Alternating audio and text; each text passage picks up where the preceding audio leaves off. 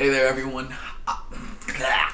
Hey there, everyone. I am Jalen, and in this video, I'm going to be telling you how I personally shop for clothes. And the reason I made this video, one, is because my friends Tucker and Damien suggested this to me, and I liked it a lot because I thought that it was something that I can make that was informative.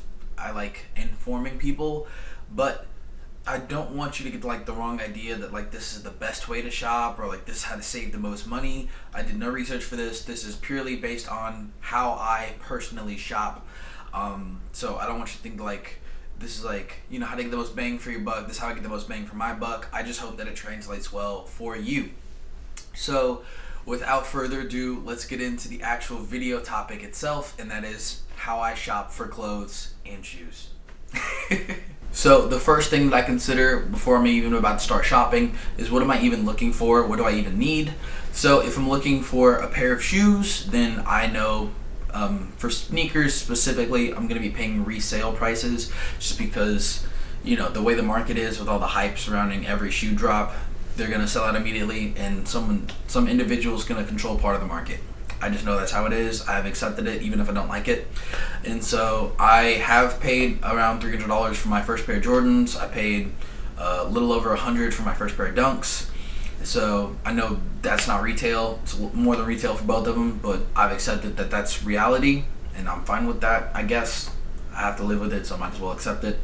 But when it comes to higher end shoes, I definitely know that you can find those secondhand, like I did with my Maison Margiela Tabby boots. I found those for a very good price secondhand because Maison Margiela mass produces those. They've been part of the brand since its inception, so they're really not hard to find. Unlike, hot sneakers like Jordans or Dunks or, stuff like that. And when it comes to t-shirts and jeans, universally wearable things, I always like to go brand new with those. So for my t-shirts, I like to go to Uniqlo for them, just because they make really good quality clothes. They feel good. They are exactly kind of what I want in whatever I'm looking for, and they're inexpensive as well, and they have a lot of life in them. And then when it comes to jeans, I love Levi's. They just feel really good to wear. That's really it. And then when it comes to outerwear, such as jackets or coats, sweaters, or trousers, I like to shop for those secondhand or thrift those, just because a lot of times they're so easily accessible secondhand. There really is no benefit in paying retail price for them. So all these jackets you see behind me, say for 1, 2, or 3, all secondhand. Pretty much a lot of my trousers are also secondhand, and what else did I say? Sweaters. Yeah, I think all but 2 sweaters that I own are secondhand as well, all thrifted. And the reason why I like thrifting sweaters, trousers, outerwear is because older clothes just are made better. They're made sturdier. They're made with less planned obsolescence in mind. Clothes nowadays are being made worse for more. And for trousers, you can always find trousers. They're literally pants. Who doesn't own pants? Who doesn't own a bunch of pants? So trousers are super easy to find. You don't have to pay retail for them. I personally wouldn't, unless I know I can't get that specific cut or brand or whatever, secondhand, then I definitely wouldn't pay, retail for trousers. And I think that's really all I think about when it comes to what am I looking for, other than how is this going to fill a hole in my closet that I want plugged. But that's kind of a topic I want to touch on later. So next, let's get to the second thing that I consider. So the second thing that I consider when I'm shopping for clothes is, what are they made of? So for t-shirts and jeans, I prefer 100% cotton, just because those are made pretty decently. They're going to last a bit. They're going to last a bunch of washes. When it comes to trousers, then it doesn't matter to me. I know ideally 100% wool is the best quality you're going to get, but I personally don't want to go through the trouble of dry cleaning that. That's going to come up later in the video, but most of the time, if it's 100% wool, it's dry clean only. And I prefer the practicality of machine washable clothes rather than, you know, dry clean only clothes, even if they are high quality. But again, that's coming up later in the video. So most of the trousers that I own are synthetic blends. I don't think any of them actually have any cotton in them. So they're like a blend of like rayon or polyester, something like that, or something like those. So yeah, I really am not too picky when it comes to what my trousers are made of, kind of just how they fit and how they look. That's all I consider when it comes to trousers. But when it comes to outerwear, that's where I am a little bit picky, but a little bit not picky. So what I mean by that is I'm picky in the fact that I want either 100% wool or like a wool cashmere blend, or 100% leather. And for the shells at least. When it comes to the lining, I don't care what they're made of. I know natural lining is usually an indication of better quality, but I mean, I'm fine with just having a 100% leather or wool cashmere, you know, coat or jacket. And so the reason why is because those things, outerwear is usually the most expensive thing you can put on your body that isn't a pair of shoes.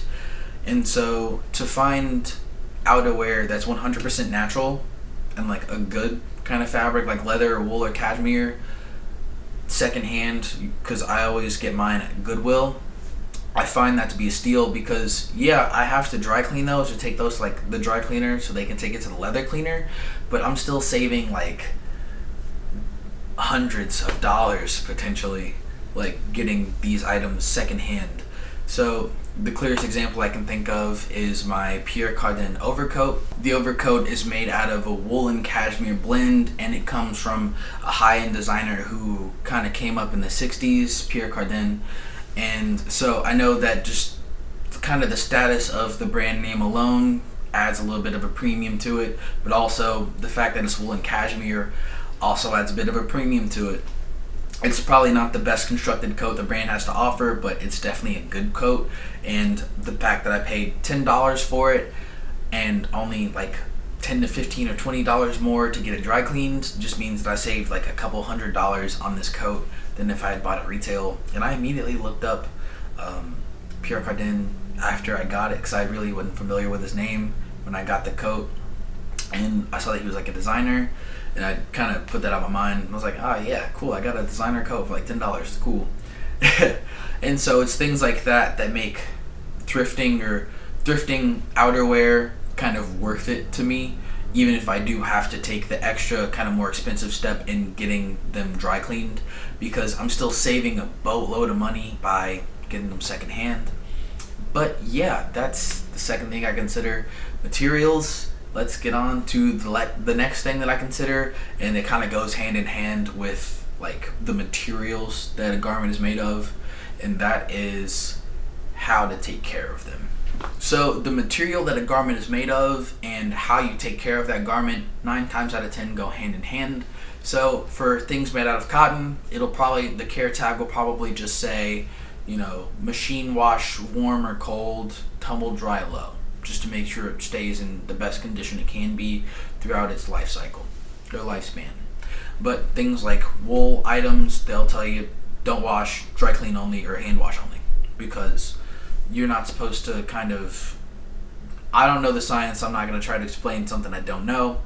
But when it comes to outerwear such as jackets and coats like you see behind me, I am a lot less rigid about, you know, machine wash only, because in my mind I can justify paying, you know, the cost it takes to dry clean or leather clean an item such as jackets or coats, because they're getting worn way more than they're getting washed. So that, and I'm also buying them secondhand 9 times out of 10. There's only like a couple things behind me that aren't thrifted, so I'm still saving money on, you know, these outerwear pieces regardless of if I have to dry clean them or not.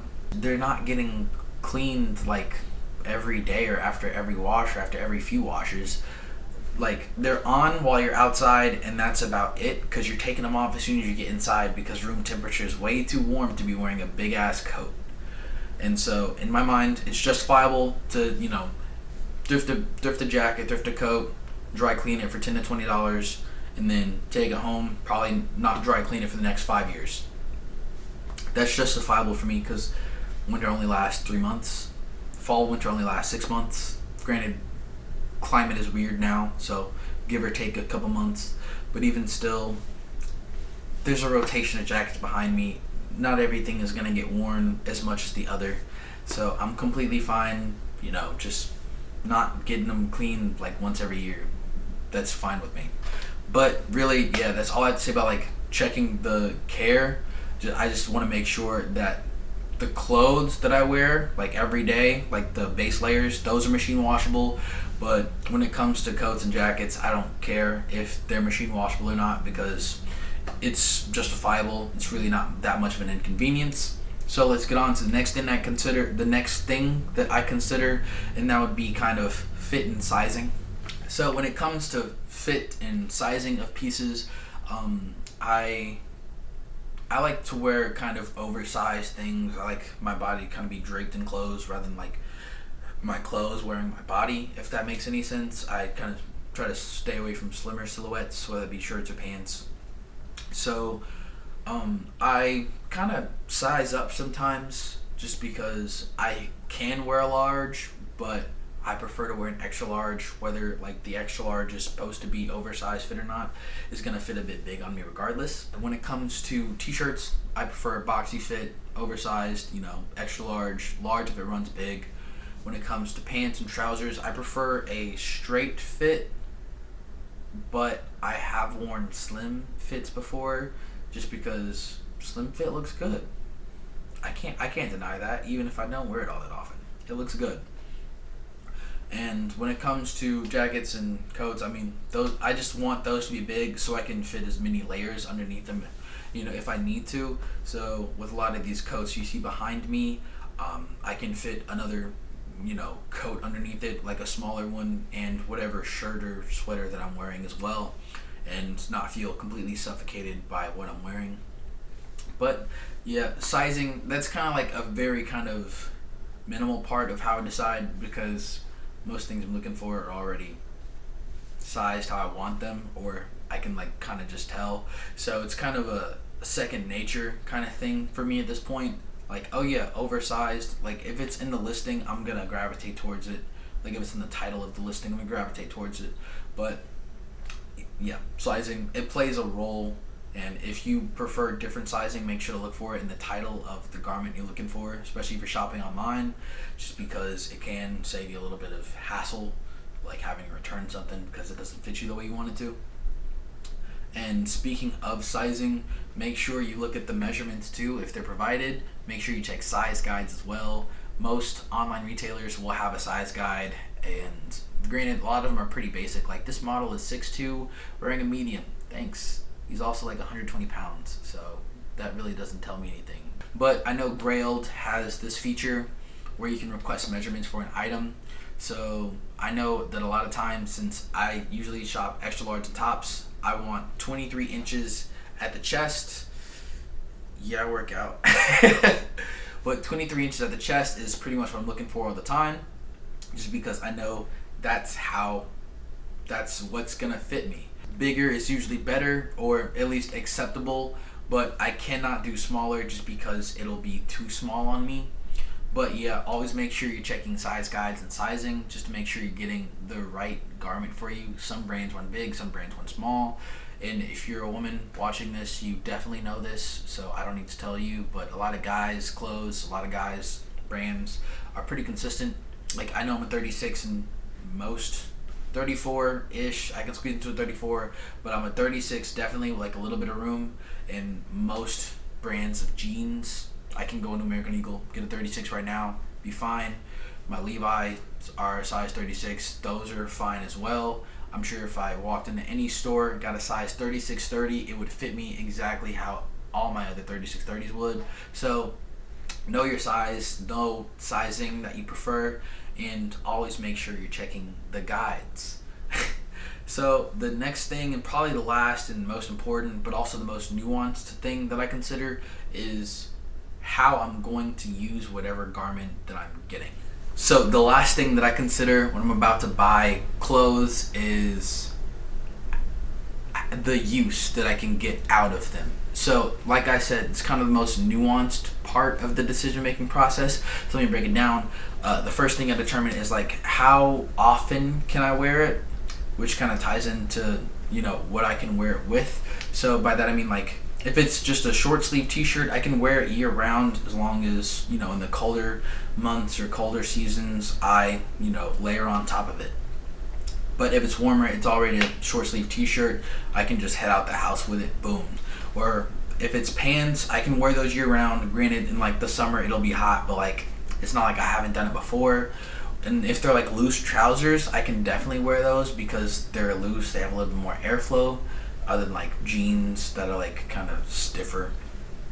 Or if it's a jacket, I can wear pretty much any of these jackets for half the year and be fine. I might get a little warm in the fall, like early fall season, but I can wear all these year round. I've been referring to these jackets and coats a lot this video. That's crazy. I don't think I've ever done it that much before. But I also kind of consider what I can wear anything that I'm about to get with. So I try not to buy a piece, no matter how expensive or cheap it is, if I can't wear it with at least 4, 5, 6 outfits. I try to think like, oh yeah, this shirt would go with like these pants and these pants, and I can wear with these shoes with both of those pants, and oh yeah, these pants would go with like these 3 shirts because it's a pretty neutral color, and so I can wear it with like the beige or the white or the black, and it goes good with any of those, and just chuck on a pair of shoes and I'll be all good to go. Or I can wear white shoes, doesn't matter. That's kind of like the process. I'm just like kind of spitballing like outfits that I can think of off the top of my head, and I can usually think of more too because I have like the things that I wear regularly. So if I can think of 3, 4, 5, 6 outfits immediately like that, I can definitely think of more down the road as I get more creative with my style. And so how I can wear it, or how long I can wear it, or how much I can wear it, and what I can wear it with are 2 of like the biggest factors, and what determines like if I'm really gonna buy an item or not overall. But another thing that I consider is it worth it? I'm completely fine with my Uniqlo oversized Aerism t-shirts. They're baggy, not baggy, they're boxy, they're oversized, they're comfortable for me, they feel soft. So I'm completely fine paying the $15 for that rather than the $40 for another plain basic white t-shirt, just because the quality is a little bit better. Because sometimes you don't need the best quality, you just need good enough for what you need, for what you're using it for. So yeah, what it's worth in terms of cost and what it is plays a role into it too. If I'm thrifting, I'm obviously going to be a little bit more lenient because I'm getting it for whatever price Goodwill has it listed as, which usually isn't inflated because I don't live in like some big city where influencers and hype is all around. But yeah, the last thing that I consider is, do I have something similar? So I think this is like the biggest limiting factor in like if I'm gonna buy something or not. Because, so here's a story. Like late 2020, early 2021, I was in Burlington Coat Factory. I had just gotten my brown leather jacket that I thrifted from Goodwill back from the leather cleaner. I was wearing it when I was in Burlington Coat Factory. But while I was perusing the outerwear section, I saw this beautiful chocolate brown Calvin Klein jacket, genuine leather, $70 or $80, I forget. And I was like, this is kind of exactly what I wanted in a brown leather jacket. But the thing is, I was already wearing my brown leather jacket that I had just waited 1 or 2 weeks to get back from the leather cleaner from, and that had already, invested $70 in. So I wasn't going, like, in my mind, I was like, dude, what are you thinking? Like, bro, you don't need this. You don't need this. You're literally wearing something almost exactly like it. Like, the Calvin Klein one had a little bit of a slimmer silhouette. It had a lighter brown to it. But I was wearing a brown leather jacket already. You can see it right here. And it's done me pretty good for these past almost like year and a half. So I'm fine with, not having bought the Calvin Klein one. And another kind of example of like when I did impulsively purchase something was that was something similar to what I had already, was when I bought my Chuck Taylors, the nubuck ones, because the retail price for those I believe was like over $100. I bought mine for like 30, so I was like, yeah, duh, I'm gonna get these. Like last one in my size, no brainer. $30. What's $30? I'd have spent that on food in a week, so who cares? And I got those pretty much on a whim just because they were cheap.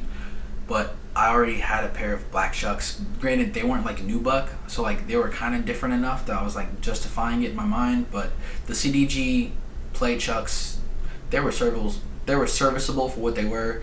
The nubuck ones are just those with more heel tabs or more pull tabs and no heart on it. Another example of like me getting something that like I already kind of had something similar was the fact that I have now like 4 plain white t-shirts. So the first 3 I kind of just wear as like beater t-shirts, like if I'm going to the gym or like if I'm planning like working in those or something like that, then I'll wear those. But the white Airism t-shirt is kind of like if I'm like planning on like throwing a fit, you know what I'm saying? It's like the fashion white t-shirt, while the others are like beaters. Yeah, I try not to repeat too much in terms of like my wardrobe, just because I like to have a varied wardrobe. I like to have a kind of interchangeable one that I can mix and match a lot. So I try not to repeat a lot of things or have too much similarity between items. So yeah, I think that's kind of everything that I consider when I'm shopping, but I do have a few more things to say. Before I let you go, I do want to say thank you for making it this far into the video. If you clicked off by now, I don't blame you. Probably talked a lot. But if you are still here, I do appreciate you a lot. Few things though, I just want to say that I hope that you were able to, gain some knowledge or insight on like your own shopping habits and how to like adjust those, or like if mine just suck, tell me in the comments. Like fix my shopping habits, please. But I hope you were able to learn something regardless, like if it was good or bad. And I hope that like it helped you in some way. But another thing, probably the last thing I have to say is be mindful of what you buy, not just because it'll save you money. Because yeah, buying just the first thing that you see that you like is gonna waste a lot of money because you won't wear it more than once. That's maybe if you wear it once. But also because if you're thinking about what you want and what you need in terms of clothes, then you are going to be a lot happier with those clothes because you actively sought those things out, rather than those clothes just kind of being there, being available, and being accessible. You actively knew what you wanted, you knew what you needed, you looked, at your options, you decided on the best one, and you got that one, and now it's in your closet, and now you can do whatever you want with it, and you have a lot to do with it. But also, it just kind of makes you care more for your clothes, like literally sometimes too. Like, if you bought an expensive thing that like needs to be hand washed or whatever, you're gonna be a little bit more delicate with it. You're not gonna like wear it like just anywhere. You're gonna wear it to, I don't know, some special occasion, just so you don't have to hand wash it all that often.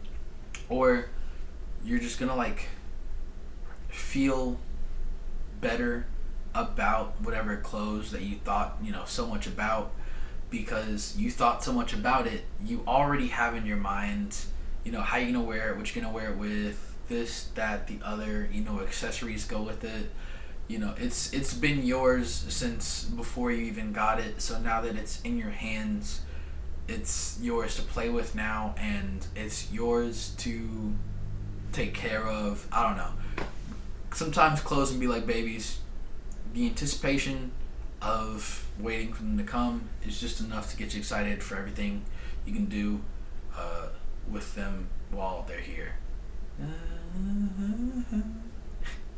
Babies are cute. Clothes are cute.